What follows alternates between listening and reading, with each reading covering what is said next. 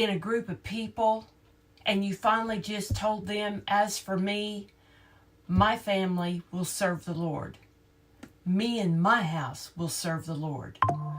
Would you put a sign up in your front yard that says, this house will serve the Lord? Would you put that bumper sticker on your car? My family serves the Lord. Well, this is what we're going to read about today. Thank you for joining me. And if you would, put your prayer requests and your praise reports in the chat box. Let's get started. It is Joshua 24. And we're going to finish up the book of Joshua today. I'm a little bit sad about that because I really do like Joshua. There's been so much for me to learn over and over again each time I read the stories of our ancestors, our biblical ancestors, and know we're related to these people. And that just makes it look like you're reading your family history, doesn't it? It's just absolutely awesome whenever you think about it like that. Think about it in the manner of, this is your family story. This is how it rolled back in the biblical days before electricity, hot and cold water coming out of your tap. Makes a lot of difference whenever you think about it like that. So today, like I say, we're into Joshua. And this is his last words. Now, what would your last words be to your family if you knew this was your last day? Would you tell them how proud you were and encourage them for their future? Or would you be reminding them all of the bad things that they did that they shouldn't have done? I told you so and you did it anyway. Or be sure to follow the Lord and remember the great things he had done. So many people have a different perspective on what they want their family to remember them by. I myself, I want it to be a legacy, something that my children will smile and say, that was what my mom did, or that was what my grandmother did. Just something like that would just be inspiring to the kids and they could pass on to their kids. And so Joshua summoned all the tribes of Israel to Shechem, including their elders, leaders, judges, and officers. So they came and presented themselves to God. Now, when it says they presented themselves to God, this is implying humility, trust, and that God was with them. So he made sure the leaders of the tribes were probably present on the front row. There was those reserved little tags on each and every seat, so he could make sure they heard what he had to say. And so in verse 2, Joshua said to his people, and this is the big statement, this is what the Lord, the God of Israel, says. It's one of those thus says the Lord days where we're all going to hear what the Lord had to say. Long ago, that sounds like a good story. Your ancestors, including Terah, the father of Abraham, and Nahor, lived in the Euphrates River, and they worshipped other gods. So this is just to remind them off the start of his last words where you came from. This, once upon a time, they did worship gods they shouldn't have worshipped. But see, he says in the beginning, the Lord, the God of Israel. So now this is your God. And it says in verse 3, but I took your ancestor Abram, this is God talking, from the land beyond the Euphrates and led him into the land of Canaan. I gave him descendants through his son Isaac. Now see, I went through and highlighted, but I took him and I led him and I gave him. All of those are things that God will do for you if you are obedient, if you're following him. Abraham didn't want to be involved in his father's idol business. And God took him away and gave him the child of promise, which is Isaac. It says, verse 4, to Isaac I gave Jacob and Esau. To Esau I gave the mountains of Seir, while Jacob and his children went down into Egypt, also known as down into the world. Then I sent Moses and Aaron, and I brought plagues on Egypt. Afterward, I brought you out as free people. And as you go on, so he's given them the historical list of what he did for them. When your ancestors cried out, I put darkness between you and the Egyptians. This was a thick darkness where they couldn't even see. The Red Sea crashed down on the Egyptians. This was God's action. The Israelites walked through. They witnessed this miracle. Next, the miracle was being able to live in the wilderness for so many years. That was supernatural. Remember, their clothes didn't even wear out. Their sandals didn't wear out. They were walking. Their sandals didn't wear out. I can walk my neighborhood like I normally do, a few miles a day, and I need a new pair of tennis shoes every 6 months. I can't imagine going 40 years around the mountain. With your very own eyes, you saw what I did. Then you lived in the wilderness for many years. You saw, and finally, I brought you into the land of the Amorites on the east side of the Jordan. They fought against you, but I destroyed them for you. I gave you victory over them, and you took possession of their land. See, God reminds them what he did. This was fulfilling the covenantal promises for Israel that the Amorites did not have. If you want to have God in your life, his revelation, his provision, his presence, then you need to be in a covenantal relationship with him. When he says, I gave you the victory, God is fulfilling, or God is faithful. And we can and should be trusting him in bringing about the fulfilling of his promises. Because he's there for us. He's walking with some of you right now, as well as me, through the wilderness. We all have a different wilderness that we're walking through. It's not the same.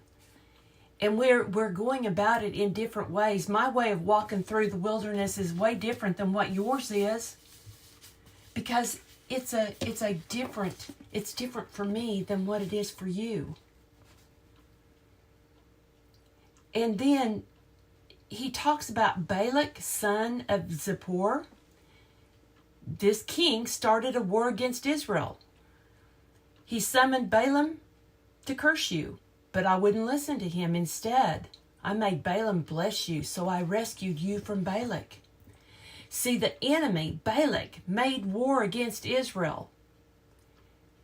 Balaam was a prophet that only cared about the prophet. He was just looking at the little bags of money that he could get. And then he says at the end of verse 11, I gave you victory. I gave you victory. And then 13, I gave you the land that you had not worked on. I gave you towns that you did not build. I gave you vineyards and olive groves for food, though you didn't plant them. And then 14, so, after all of this that I've done, fear the Lord and serve him wholeheartedly. Put away forever the idols your ancestors worshipped whenever they lived beyond the Euphrates. So, we're supposed to be responsible people. And we should desire to fulfill God's expectations for us. It says, fear the Lord and serve. I circled that. Serve him wholeheartedly. This isn't a simple fear, but a reverence and true devotion.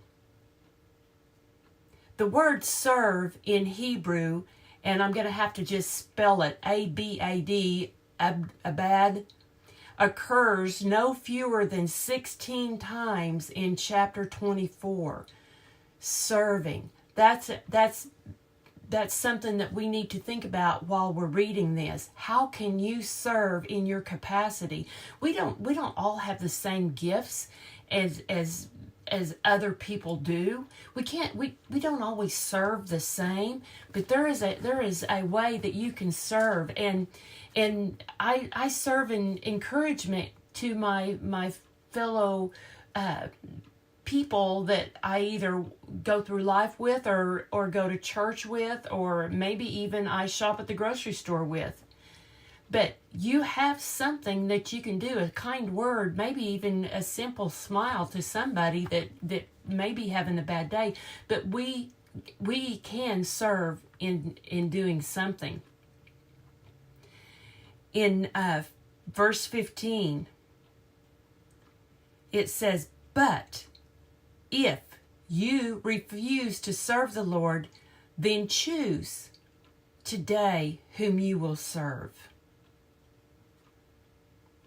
So, can we say this with a firm commitment? As for me and my family, we will serve the Lord. Do you stand up for injustices? That is biblical injustices?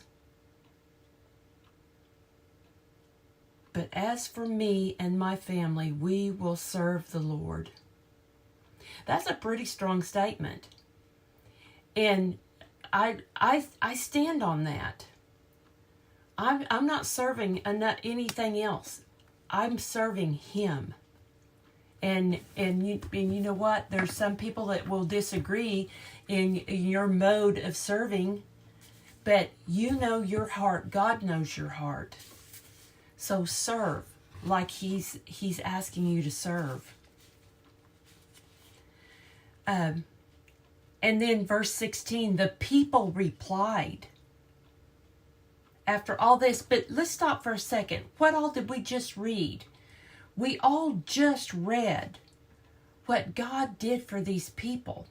How God is speaking to them, and he's telling them over and over what he did for them. But what did you notice something missing from all of that? This is a review of God's history with Israel. He never mentioned their failures. He's forgotten them, apparently, right? Later, God said, their sin I will remember no more. That's Jeremiah 31:34. And that's what he does for us. He throws that as far as the east is from the west. He's not going to remember all of those things that he's already forgiven you for. He's going to remember the good things. And you know what? I can't say that for myself whenever I would get onto my children when they were little, and we probably had already gone down the road of, remember when you did that and I told you not to and you did anyway and you're in trouble again? How many times do we just keep bringing stuff up to people? And especially your family, you've already just like kick that dead horse so many times. Just stop. God never did that in this. And Moses remembered things that God had done and reminded people how he gave them victory and how he gave them what they needed, their provision and their safety. But he didn't remind them of all of the stupid things that they did. Man, we could learn a lot from that. So, the people have replied, "We will never abandon the Lord and serve other gods." Never, ever, ever. Oh, if we could always think about what we're saying. That's like that vow that, oh my goodness, I wish I would have never made that vow. Well, the Bible tells you not to make vows. Only make them if you 100% are going to keep them, but don't make them because you will break them. And so, at the end of verse 17, I underlined that one because it says, "As we traveled through the wilderness among our enemies, he preserved us." So they knew how their journey went. And they said it was the Lord who drove the Amorites and other nations living here in the land. So we too will serve the Lord, for he alone is our God. And what did Joshua say? He warned them, "You're not able to serve the Lord. For he is a holy and jealous God. He will not forgive your rebellion, your sins. If you abandon the Lord and serve other gods, he will turn against you and destroy you, even though he has been so good to you." See, Joshua is only trying to discourage a light commitment. They need to be reminded that they served a God under a covenant that promised they would be cursed for disobedience. In verse 21, the people answered, and this sounds like a loud response. "No, we will serve the Lord!" Exclamation point. That's like bold caps in text, that we will do this. We promise. We cross our heart and hope to die. Kind of like the little saying used to say. But he needed them to speak it out loud. Because verse 22, he says, "You are a witness to your own decision. You have chosen to serve the Lord." He repeats what they said. Now, you know that made an impact on a lot of people. Maybe not all of them. Because so many times we just are kind of flippant with the words we speak. We don't think about them before we speak them. And now they are their own witnesses. When you think about over 2 million people saying, "No, we will serve the Lord," That's a lot of chatter. That's just like the sea roaring as those people spoke those words. Verse 23, Joshua's response. "All right then, destroy the idols among you and turn your hearts to God," or to the Lord, the God of Israel, also meaning the God of the kingdom. And so they said, "We will serve the Lord our God. We will obey him alone." So they made a covenant. Verse 26, Joshua recorded these things in the book of God's instructions. Joshua recorded these things. These people are called to live as kingdom people. But they're not in a kingdom condition to do that. And then at the end of that, it says, As a reminder of their agreement, he took a huge stone and rolled it beneath the terebinth tree beside the tabernacle of the Lord. And so I always like to try to find something unique. Well, so what is it about this tree? I only hear about it in the Bible. There's many references, but all come from the same word, meaning a strong, mighty tree. A strong or a mighty man. And when any messenger of God appears, it's usually under the covering of a strong tree. So Joshua required that the covenant be confirmed by the testimony of 2 witnesses, the people, and the stone. So this was a binding covenant before God. And then, verse 29, after this, Joshua, son of Nun, servant of the Lord, died at 110 years old. And they buried him in the land that had been allocated to him. So Joshua's leadership failed at only one major point. Joshua did not reproduce his leadership in someone else. But he died at 110. So 100 is the number of completeness. 10 speaks of that which is in its entirety. So Joshua completely and fully was complete and full in the entirety of obeying God. He wasn't perfect, but he was faithful to God. He did what God placed before him.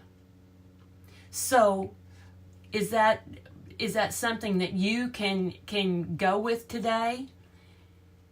We want to be with those who follow the likes of Joshua. We want to be those who do what God has placed in front of us. You can know that God's speaking to you when you feel this discernment, this urge whenever you're around somebody and you need to speak to them, you need to help them, you need to go witness to them.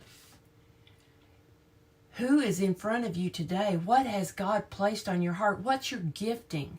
What can you do this moment? They buried him in the hill country of Ephraim.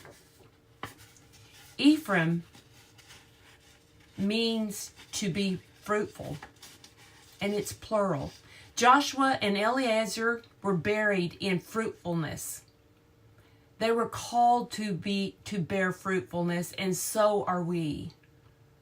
Through obedience, we can bear much fruit. Through faith in Jesus, we can become the servants of God.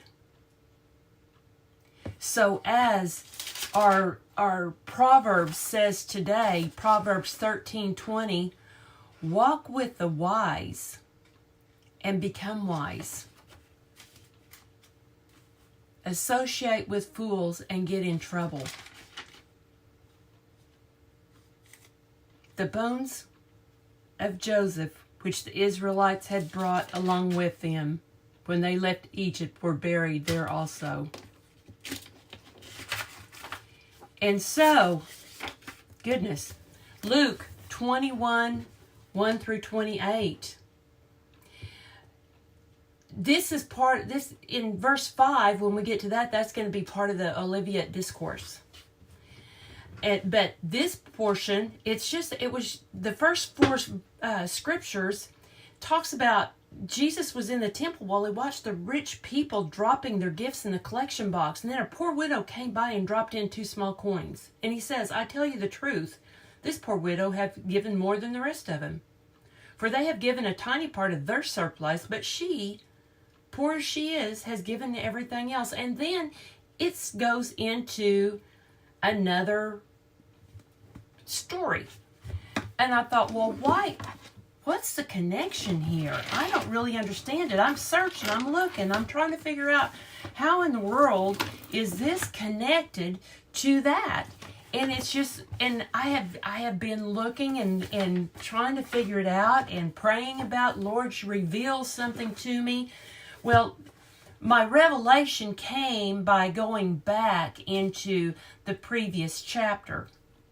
In Luke 20, verse 45, just a little bit there, in the hearing of all people, he said to the disciples, beware of the scribes who desire to go around in long robes, love greetings in the marketplaces and best seats in the synagogue, and the best places at feast, who devour widows' houses and pretense make long prayers. Whenever I backed up a little bit, I thought, oh, so now he continues on talking about the widow's 2 mites. And so I'm thinking that this is having to do for an example of being materialistic and looking at what other people do and not paying attention to yourself, because he goes on into then in verse 5, I say the disciples began talking about the majestic stonework of the temple and everything that's beautiful about that. When Jesus has talked about being showy of the scribes in how, their appearance and how they acted, and then that widow that put in what she had, and probably the scribes gave not anything that would harm them because they still needed their stuff. You know, they still needed their money. He goes on to talk about, after that, the end. When will all of this happen? When is the days, the end of days, basically? And he gives them examples. In 10, he says, nation will go to war against nation, kingdom against kingdom. There will be earthquakes, there will be famines, plagues, and all of that kind of stuff. Do you feel like that we're in the end times? When you read this and you think, oh, we've got earthquakes, we've got wars. I looked and there's like 110 armed conflicts in the world right now. There's been 150 churches attacked since the Sudan war began. In 2023, there were over 1 million abortions in formal health care in the United States. In 2023, there was over 15,000 earthquakes in the U.S.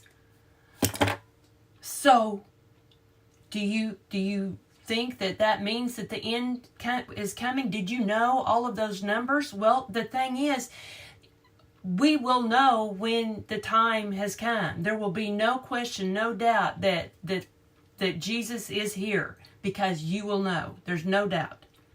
But what we have to do is read what we're studying and take it in so we can be ready, so we can go out and spread the gospel. We can let people know that Jesus is coming back. He is coming back.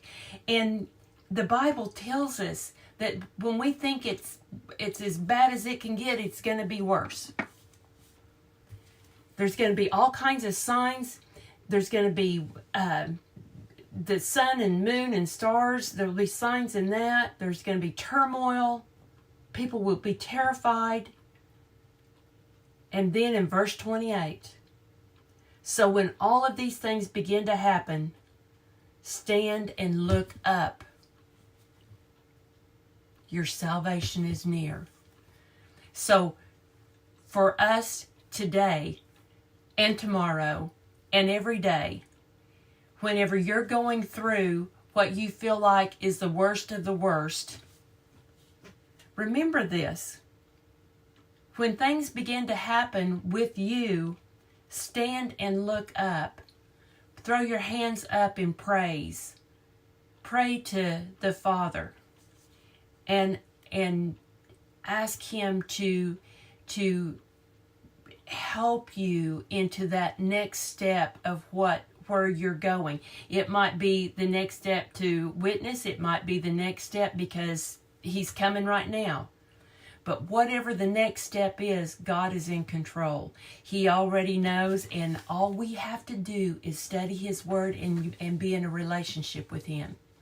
So thank you so much for joining me this morning, and I'm going to be back at noon for Noon Nuggets. So please join me then, and we're going to continue on in today's reading. And so I love y'all, and I will see